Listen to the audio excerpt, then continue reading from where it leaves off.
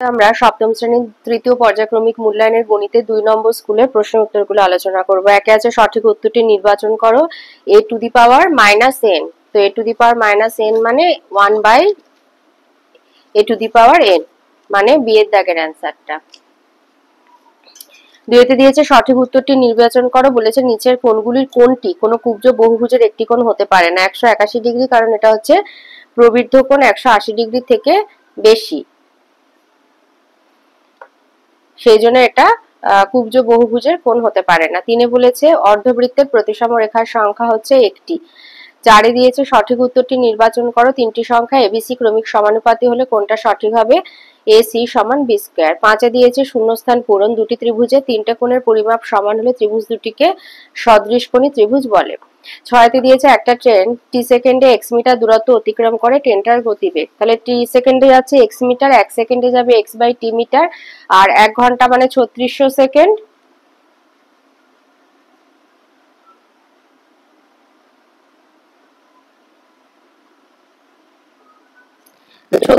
সেকেন্ডে যাবে 3600 x by T metre. এবার মিটারকে কিলোমিটারে নিয়ে যেতে গেলে 1000 দিয়ে ভাগ করতে হবে, যেহেতু 1 কিলোমিটার সমান 1000 মিটার, তাই জন্য 3600 এক্স বাই টি ইন্টু 1000। তো কাটাকুটি করলে হচ্ছে 18 এক্স বাই 5টি, দুটো শূন্য কেটে গেল, এটা 2 দিয়ে কাটলে 18 আর এটা হচ্ছে 5।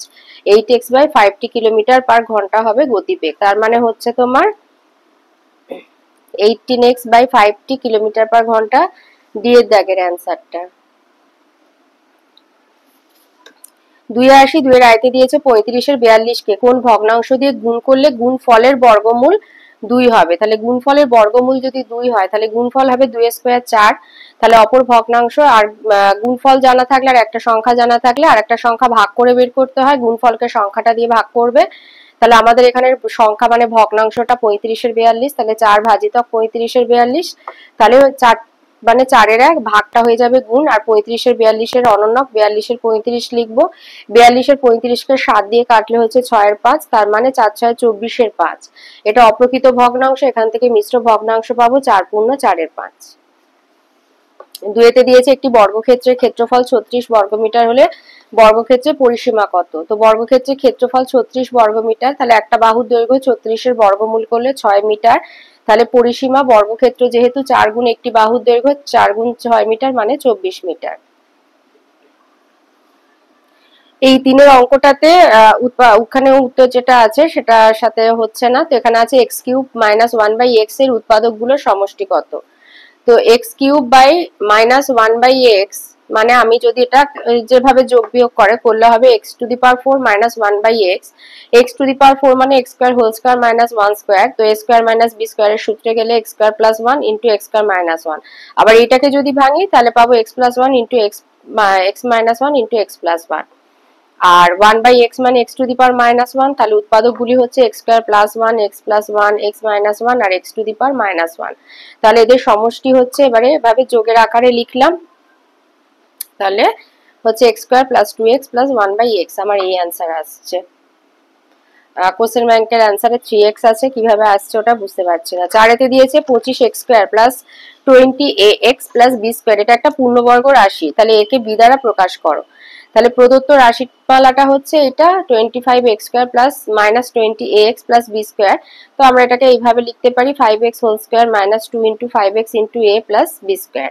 এবার পূর্ণবর্গ রাশির সূত্র হচ্ছে a মাইনাস, এখানে যেহেতু মাইনাস আছে a মাইনাস b স্কয়ার সমান a square minus 2ab plus b স্কয়ারের সাথে তুলনা করলে এখানে a সমান পাবো 5x, সুতরাং 2ab সমান পাবো 2 গুণ 5x ইনটু b মানে 10xb। তাহলে মধ্যপদ তুলনা করলে এখানে মধ্যপদ আমাদের ছিল 20ax, তাহলে 10xb সমান 20xa, তাহলে এখানে b সমান তাহলে হচ্ছে 20xa বাই 10x। তাহলে x x কেটে যাচ্ছে, 20 কে 10 দিয়ে ভাগ করলে 2, 2a, তাহলে অতএব a সমান b বাই 2। মানে এখানে বাদে আর একটা লাইন করতে পারো, b সমান 2a, অতএব a সমান b বাই 2। 5 দিয়েছে সর্বসমতার এসএ এর শর্তটি লেখো, এটা আছে তোমাদের বইয়ের 126 পাতায়।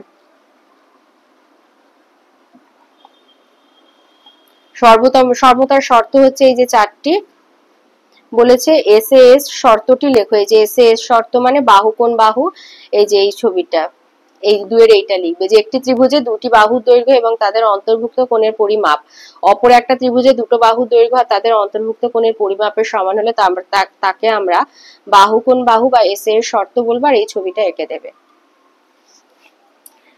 6তে দিয়েছে প্রমাণ করো a টু দি পাওয়ার 0 সমান হচ্ছে 1। এটা সূচকের অঙ্ক, তাহলে সূচকের ভাগের নিয়ম অনুযায়ী যদি m ও n ধনাত্মক পূর্ণ সংখ্যা হয় এবং m গ্রেটার দ্যান n হয়, তাহলে a to the power m by a to the power n সমান a to the power m minus n হয়। এখন m সমান n ধরলে a by a to the power m by a to the power m সমান a to the power m minus m সমান a to the power 0। তাহলে এখানে বাম পক্ষ হচ্ছে এইটা, তাহলে এটা সমান 1, সমান সমান সংখ্যার ভাগফল হয় 1, তাই a টু দি পাওয়ার 0 সমান 1 প্রমাণিত।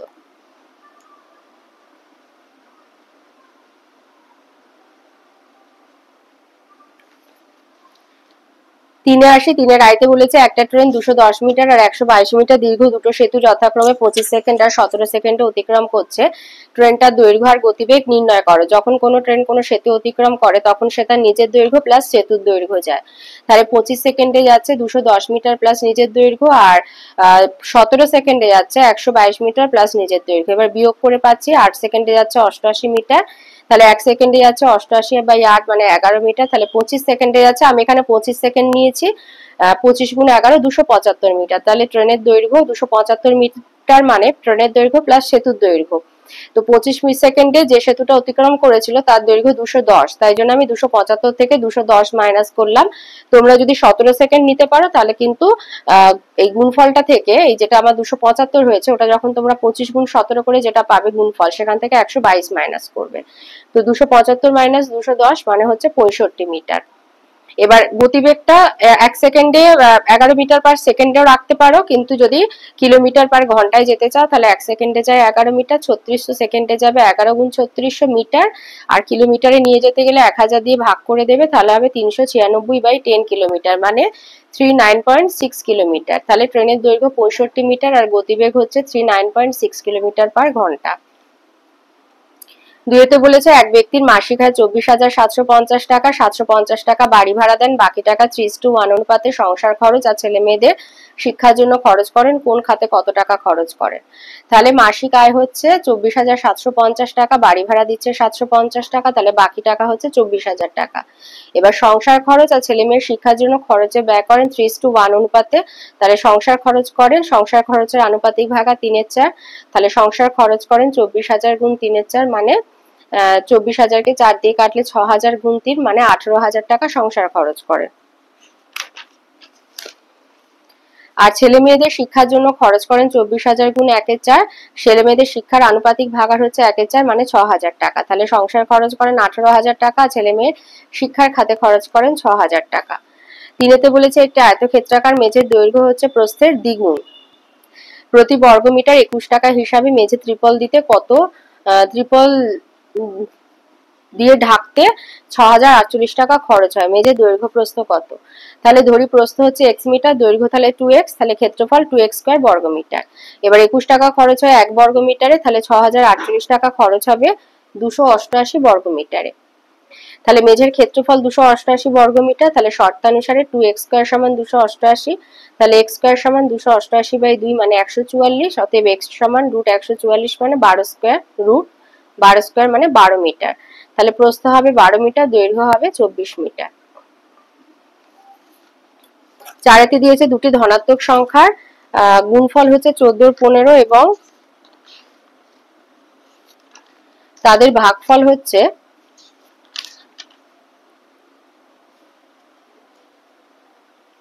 35-24 হলে সংখ্যা দুটি কি কি হবে নির্ণয় করি। তো লিখবে যে ধরি একটি সংখ্যা হচ্ছে x, অপর সংখ্যা y, তাহলে শর্তানুসারে x y মানে গুণফল 14-15 এটা 1 নম্বর সমীকরণ, আর সংখ্যা দুটির ভাগফল মানে x বাই y সমান 35-24 এটা 2 নম্বর সমীকরণ, তাহলে x সমান হচ্ছে 35 এর y বাই 24 এটা হলো 3 নম্বর সমীকরণ। এবার 1 নম্বর সমীকরণে x সমান 35 এর y বাই 24 বসিয়ে পাই x y সমান 14-15, তাহলে x এর জায়গায় লিখলাম 35 এর y বাই 24 ইনটু y সমান 14-15।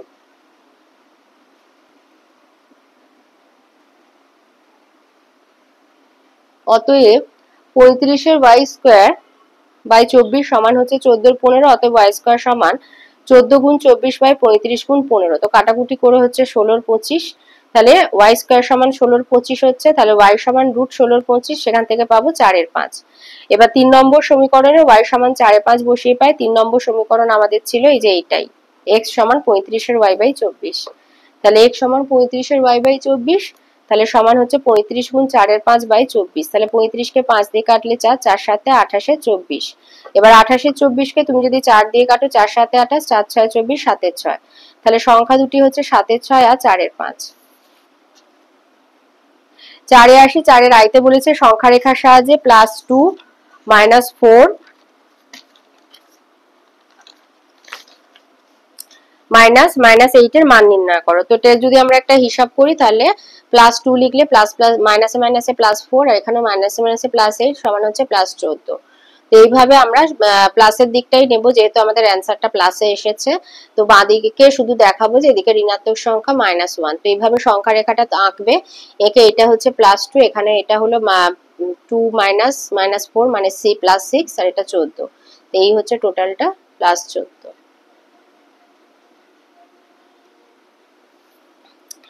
4 এর 2 তে বলেছে যে উদাহরণ দিয়ে দেখাও যে পূর্ণ সংখ্যার গুণ বিচ্ছেদ নিয়ম মেনে চলে। আচ্ছা, প্রথমে যেটা বলেছে পূর্ণ সংখ্যার গুণ বিচ্ছেদ নিয়ম মেনে চলে, এটা দেখাই আগে।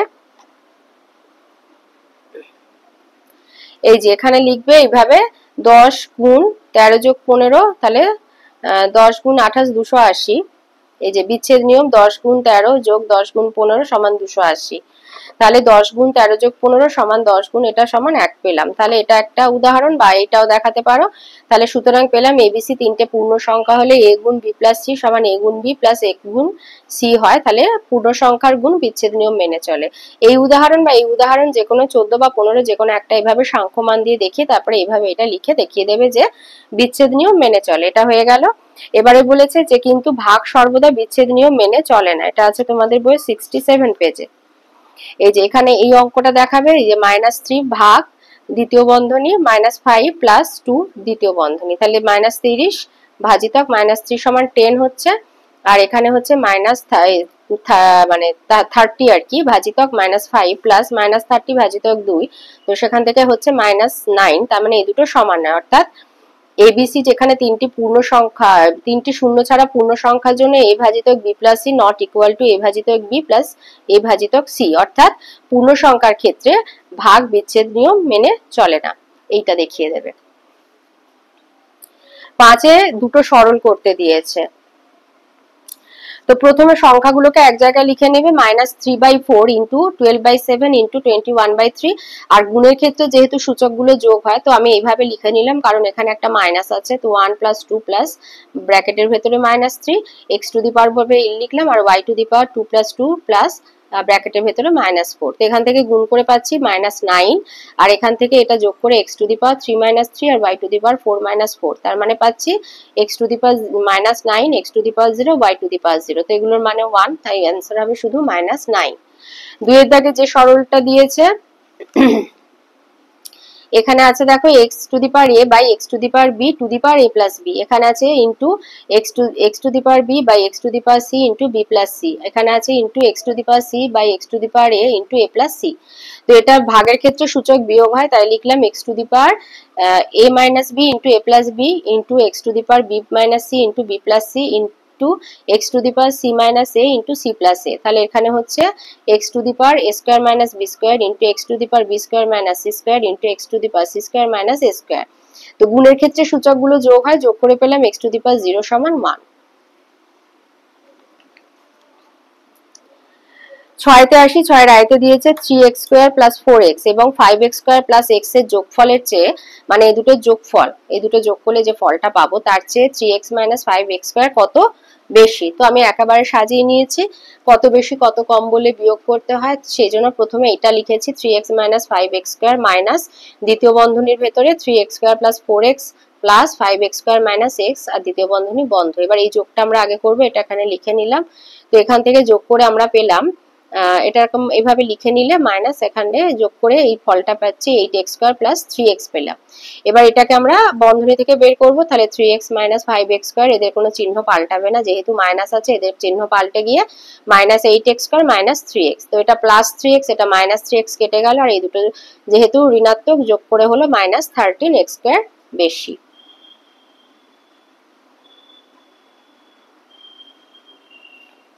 6-2 বলেছে minus 11x minus 7y minus 9z থেকে কত বিয়োগ করলে minus 7x plus 3y minus 5z হবে। তাহলে বড় সংখ্যা হচ্ছে minus 11x minus 7y minus 9z, আর বিয়োগফল হচ্ছে minus 7x plus 3y minus 5z।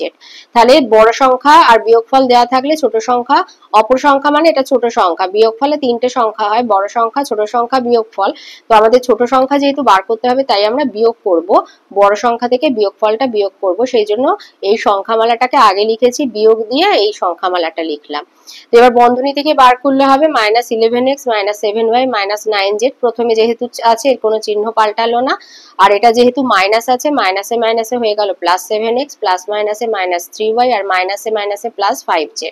এদের মধ্যে যোগ বিয়োগ করে সদৃশ পদগুলোর মধ্যে হচ্ছে minus 4x minus 10y minus 4z।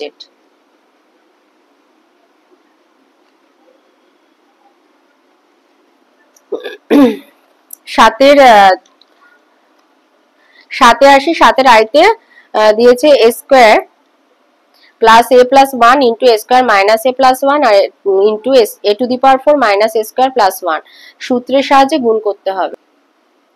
তাহলে আমরা এখান থেকে একটা সূত্রের আকারে সাজাবো, এই যে a square minus b square সমান a plus b into a minus b, এই আকারে সাজানোর চেষ্টা করবো। তো a square plus 1 plus a square plus 1 কে এক জায়গায় করলাম, প্লাস এ আলাদা রাখলাম, এখানে a স্কয়ার প্লাস 1 কে এক জায়গায় করে মাইনাস এ আলাদা রাখলাম, আর এই সংখ্যামালাটা লিখলাম। তো এটা a, এটা b ধরলে a plus b a minus b, তাই a square plus 1 whole square minus a square দ্বিতীয় বন্ধনীর মধ্যে লিখে into a to the power 4 minus a square plus 1। তাহলে এখান থেকে পাচ্ছি এটা যদি a প্লাস b হোল স্কয়ারের সূত্র থেকে ভাঙি, a to the power 4 plus 2a square plus 1 minus a square into a to the power 4 minus a square plus 1। তো এখান থেকে পাচ্ছি আমরা a to the power 4 plus a square plus 1 into a to the power 4 minus a square plus 1। আবার আমরা একটু এটাকে a square minus b স্কয়ারের আকারে সাজিয়ে নেব, তাই a to the power 4 plus 1 কে এক জায়গায় করলাম, আর প্লাস a স্কয়ার কে বাইরে রাখলাম, আর এখানে a to the power 4 plus 1 কে এক জায়গায় রেখে মাইনাস a স্কয়ার করলাম। তাহলে a to the power 4 plus 1 whole square minus a square whole square. তাহলে এখানে পাচ্ছি a to the power 4 whole square plus 2 a to the power 4 into 1 plus 1 square minus a to the power 4। তো এখান থেকে পাবো a to the power 8 plus 2 a to the power 4 plus 1 minus a to the power 4 সমান হবে a to the power 8 plus a to the power 4 plus 1। আচ্ছা, সাথে 2 তে দিয়েছে a square minus 5ab plus b square সমান 0 হলে বলেছে a square by b square plus b square by a square এর মান কত। তো আমাদের যেটা দিয়ে দিয়েছে, তো সেটা থেকে আমরা পাচ্ছি কি a square plus b square সমান 5ab। 5ab মানে ab আর 5 এর গুণফল, তাহলে ডান দিকে যদি ab গুণে থাকে, আমি যদি বাঁ দিকে আনি তাহলে এইভাবে ভাগে চলে আসবে, তাই লিখলাম a square plus b square by ab সমান 5। এবার প্রত্যেকটাকে আমি ab দিয়ে ভাগ করব, তাই লিখলাম a square by ab plus b square by ab সমান 5। a কেটে গিয়ে হলো a by b plus b by a সমান 5। এবার উভয় পক্ষকে বর্গ করলে পাবো a by b plus b by a whole square সমান 5 স্কয়ার। তাহলে এটা a প্লাস b হোল স্কয়ারের সূত্রে চলে যাচ্ছে, a square by b square plus 2ab 2 into ab into b by a, ab নয় sorry a by b into b by a plus b square by a square. a a b b কেটে গেল, তাহলে দুইটা বাঁ দিকে প্লাসে আছে, ডান দিকে গেলে মাইনাস হয়ে যাবে, আর এখানে 5 স্কয়ার মানে 25 পেলাম। তাহলে a square by b square plus b square by a square সমান 25 বিয়োগ 2 সমান 23। 8 তে দিয়েছে উৎপাদকে বিশ্লেষণ করতে হবে, এখানে দুটো আছে উৎপাদকে বিশ্লেষণ। তো 8 এর আয় দেখো লিখেছে 3x to the power 4 minus 4x square y square plus y to the power 4। তাহলে 3x টু দি পাওয়ার 4 মানে 3 একে 3 নিলাম আমি, minus 3x square y square minus x square y square plus y to the power 4। তো এখান থেকে 3x square common নিলে হচ্ছে 3x square into x square minus y square, আর এখান থেকে যদি মাইনাস y স্কয়ার কমন নিই x square minus y square. তাহলে x square minus y square common নিলে তাহলে হচ্ছে 3x square minus y square. তাহলে এটাকে ভাঙলে পাবো x plus y into x minus y into 3x square minus y square. 2 number যেটা দিয়েছে a square minus 2 into a minus B minus B square. তাহলে আমি এটাকে কি করলাম, a স্কয়ার মাইনাস বি স্কয়ারকে এক জায়গায় করলাম আর minus 2 into a minus B কে এক জায়গায় রাখলাম। তো এটাকে ভাঙছি a plus B into a minus B minus 2 into a minus B. তো a মাইনাস বি কমন নিলাম, তাহলে পড়ে থাকছে a প্লাস বি মাইনাস 2। তাহলে অ্যান্সারটা a minus B into a plus B minus 2 হবে অ্যান্সার। 89 9 রায়তে দিয়েছে একটি সংখ্যা অপর সংখ্যা 3 গুণ, ছোটটার সঙ্গে 10 যোগ করলে যোগফল দ্বিতীয়টির 3 এর 4 গুণ হয়, সংখ্যা দুটি নির্ণয় করো। তাহলে একটা সংখ্যা x হলে অপরটি 3x, তাহলে শর্তানুসারে x + 10 = 3x * 3/4। 3x/4 মানে 3x বা ইনটু 3/4 মানে 9x/4। তাই লিখলাম 4 * x + 10 = 9x। তাহলে 4x + 40 = 9x, minus 9x + 4x = -40। তাহলে -5x = -40, মাইনাস মাইনাস কেটে গেল, তাহলে x = 40/5 = 8। তাহলে সংখ্যা দুটি বড় সংখ্যা হচ্ছে 3 × 8 24 এবং ছোট সংখ্যা হলো 8। 3-তে দিয়েছে 9 2 নম্বরে দিয়েছে সমাধান করতে বলেছে। তো এইভাবে লিখে নেবে, প্রথমে x + 1/2 plus x + 2/3 plus x + 3/4 = 16। তাহলে 2 3 4 এর লসাগু হচ্ছে কত, 12। তাহলে 12 সমান লিখবো 6 × x + 1 plus 4 × x + 2 plus 3 × x + 3 = 16। তো এগুলো গুণ করে বার করলে পাবো 6x + 6 plus 4x + 8 plus 3x + 9 = 16 × 12 192। এবার x গুলো সব যোগ করলে হবে 13x আর সংখ্যাগুলো যোগ করলে হবে +23। তাহলে 13x = 192 - 23। তাহলে x = 169/13 = 13। তাহলে x সমান হচ্ছে 13। 10-এ আসি। 10-এর আয়তে দিয়েছে একটা আয়তক্ষেত্র ABCD আঁকতে বলেছে, যার AC সমান হচ্ছে 7 সেমি আর A কোণ হবে 30 ডিগ্রি। তো AC সমান 7 সেমি মানে এটা হচ্ছে একটা কর্ণ AC। তাহলে AC যদি আমি কেটে নিই তাহলে আমি এই বিন্দুটা পেয়ে যাব, সেখানে আমাকে 30 ডিগ্রি কোণ আঁকতে হবে। আচ্ছা, এইভাবে 7 সেন্টিমিটার মাপের একটা সরলরেখাংশ টেনে নিয়েছি। এবার এখানে একটা যে কোনো মাপের সরলরেখাংশ কেটে নিলাম। এবার এখান থেকে আমরা কি করব,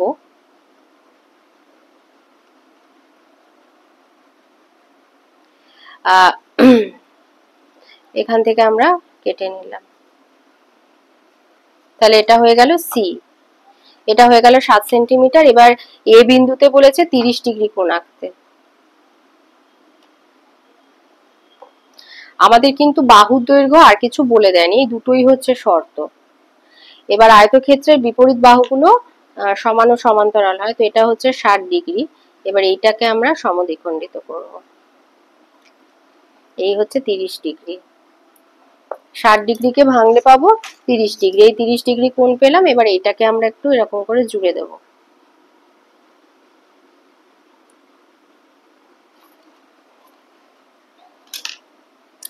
আচ্ছা, এবারে আমাদের কিন্তু আর কিছুই বলে দেয়নি, আর কোনো বাহুর দৈর্ঘ্য বলেনি। তো এই আঁকাটা একটু অসুবিধার আছে, কারণ কার কোনো কিছু শর্ত বলে দেয়নি। তো আমি ধরো এখান থেকে এতটা কেটে নিচ্ছি, তাহলে এর উল্টো দিকে C বিন্দুর উল্টো দিকে অতটা কাটবো। ঠিক আছে, এবারে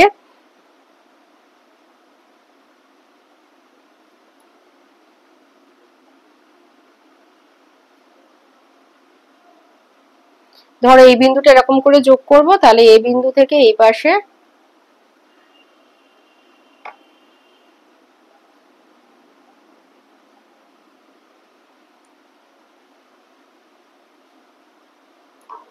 এবার এই বিন্দুগুলো আমরা জুড়ে দেব। তাহলে এটা হবে B বিন্দু, এটা D বিন্দু। এবারে CB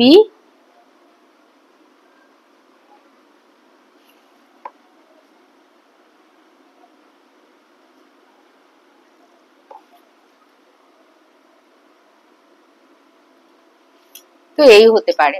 ঠিক আছে, এই হতে পারে, এর থেকে আর মানে হবে না, কারণ আমাদের কোনো বাহুর দৈর্ঘ্য বলে দেয়নি। কারণ আয়তক্ষেত্রে পরস্পর বিপরীত বাহুগুলো সমান ও সমান্তরাল হয়, সেটা আমরা সবাই জানি। কিন্তু এখানে কোনো বাহুর দৈর্ঘ্য মানে অন্তত দৈর্ঘ্য প্রস্থ দুটো বাহুর দৈর্ঘ্য দেওয়াটা উচিত ছিল, তো দেয়নি। যাই হোক, ওই এভাবেই হবে। আচ্ছা, 2 দিয়েছে একটি সামান্তরিক PQRS আঁকো, যার PQ সমান 6, QR 7.5 আর কিউ কোণ হবে 45 ডিগ্রি। আচ্ছা, সামান্তরিক মানে বুঝতেই পারছো ঘরে যেরকম চাল হয়।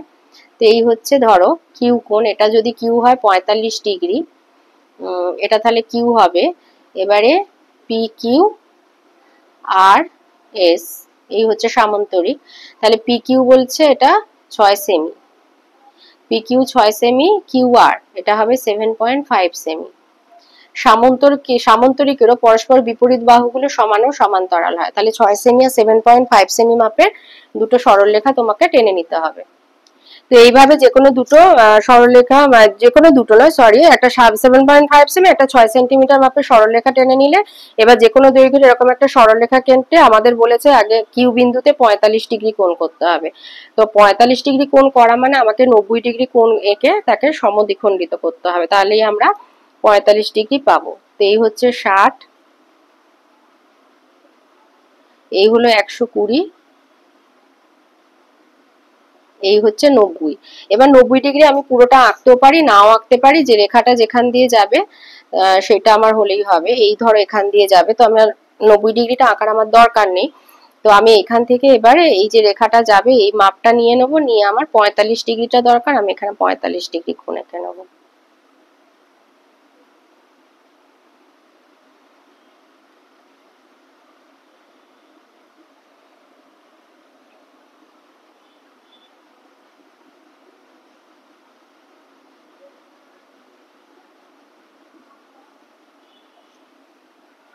এটা একটু ভুল হয়ে গেছে এটা। তাহলে এই হচ্ছে আমার 45 ডিগ্রি কোণ। তো এটা আমি জুড়ে দিলাম, তাহলে এটা আমার কিউ বিন্দু হয়ে গেল 45 ডিগ্রি। তাহলে প্রথম একটা শর্ত আমার হয়ে গেল। এবারে বলেছে তাহলে এবার আমরা ছবিটা একটু যদি দেখে নিই, তাহলে কিউ আর হবে 7.5 সেন্টিমিটার। তাহলে আমরা এখানে কিউ বিন্দু থেকে প্রথমে কিউ আরটা কেটে নিই 7.5 সেমি।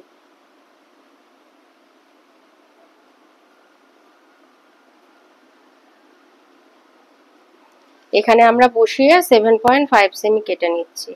এটা তাহলে আমরা আর বিন্দু পেয়ে গেলাম। এবারে আমরা পি কিউ 6 সেমি যেটা সেটা আমরা কাটবো।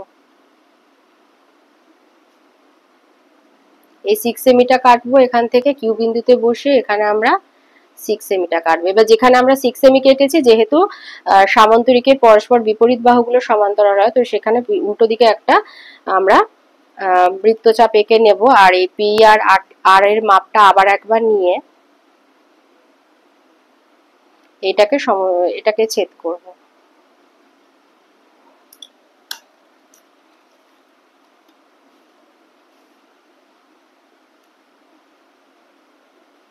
না, ভুল হলো এটা আমার। এটা ভুল হয়ে গেল। এটা যদি এখানে হয়, এখানে বসিয়ে এখানে মাপটা নেব, উল্টো দিকে না, এইখানে মাপটা নেবে। হ্যাঁ, আর পি কিউ এর এটা হচ্ছে আমার পি বিন্দু, পি বিন্দুতে বসিয়ে দিয়েছি। এবার পি কিউ এর মাপটা নিয়ে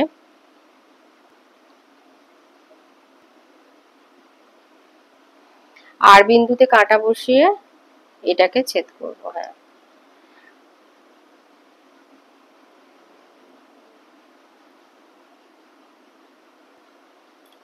তাহলে এটা হচ্ছে এস। এবার এগুলো জুড়ে দেব।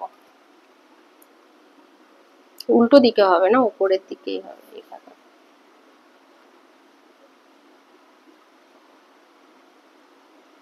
এটা না, তাহলে এই আমাদের পি কিউ আর এর সামান্তরিকটা তৈরি হয়ে গেল। আচ্ছা, এবারে তিনেতে বলেছে এক্স ওয়াই জেড একটা ত্রিভুজ আঁকতে বলেছে। তাহলে ধরো এক্স ওয়াই জেড ত্রিভুজ এইরকম, এই এক্স, এই ওয়াই, এই হচ্ছে জেড। ওয়াই জেড হচ্ছে এক্স ওয়াই জেড এইরকম হবে ধরো। তাহলে ওয়াই জেড বলেছে 6.8 সেন্টিমিটার, ওয়াই কোণ হচ্ছে 60 ডিগ্রি, আর জেড কোণ হবে 30 ডিগ্রি। তাহলে আমাদের শুধু একটা 6.8 সেন্টিমিটার মাপের সরলরেখা অংশ টেনে নিলে হবে।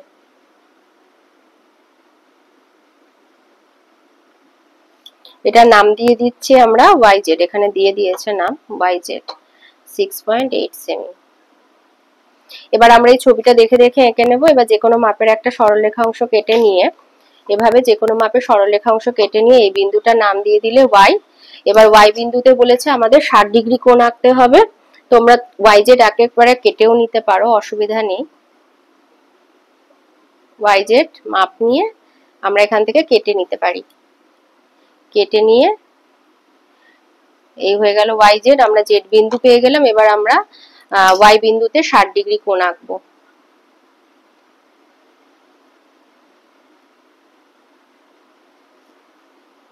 এই হলো 60 ডিগ্রি কোণ। এই একই মাপ নিয়ে এখানেও আমরা 60 ডিগ্রি করে এটাকে সমদ্বিখণ্ডিত করে দেবো।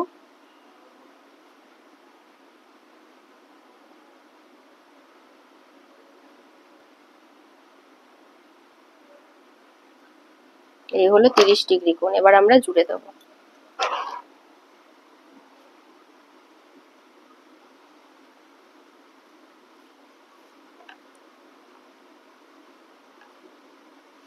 এই হচ্ছে এক্স, এখানে লিখে দেবো এটা 60 ডিগ্রি, এটা 30 ডিগ্রি, আর ওয়াই জেড হচ্ছে 6.8 সেন্টিমিটার। এই আমাদের ত্রিভুজ তৈরি হয়ে গেল।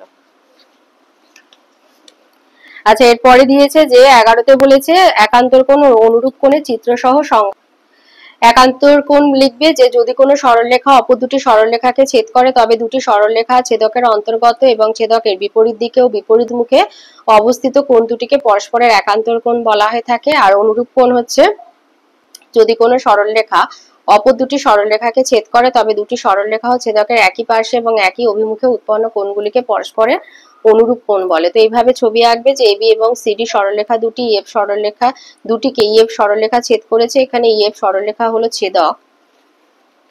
তাহলে AP Q R C Q E পরস্পর অনুরূপ কোণ, আর AP Q R D Q P হচ্ছে পরস্পর একান্তর কোণ।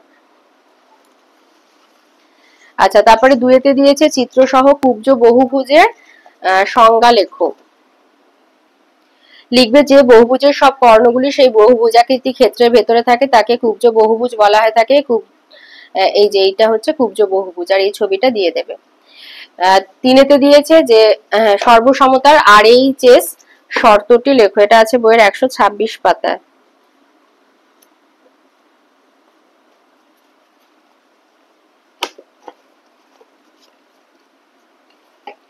RHS এই যে 4 নম্বরে এটা লিখবে যে একটি সমকোণী ত্রিভুজের অতিভুজের দৈর্ঘ্য এবং একটি বাহুর দৈর্ঘ্য অপর একটি সমকোণী ত্রিভুজের অতিভুজের দৈর্ঘ্য এবং একটি বাহুর দৈর্ঘ্যের সমান হলে তাকে আমরা সমকোণ অতিভুজ বাহু বা RHS শর্ত বলবো।